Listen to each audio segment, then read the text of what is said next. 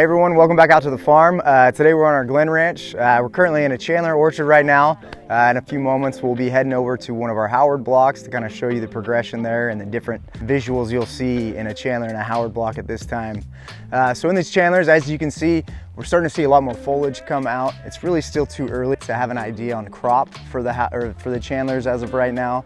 Howards, we might be able to see a little bit more, but still I would wait another couple weeks before we really start making any projections on what we think the crop's going to be like.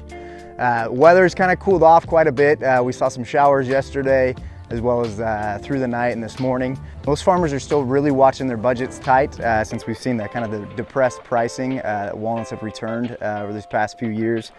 So they're being really conservative with their sprays this year and putting on plant protection materials. Driving into work today, we saw a few sprayers putting on some materials to hopefully combat blight that typically is what we are concerned with at this time of the season. But most guys are still kind of sitting and waiting for another bigger storm to come in before they really pull the trigger.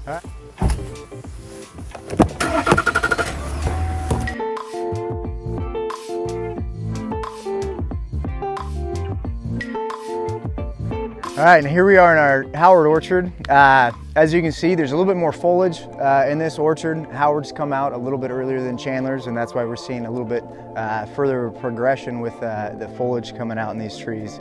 If you look around here, I mean, this orchard's kind of tough to look at. It's a higher density orchard, so most of our crop gets moved to the top because trees naturally just kind of shade themselves out down low.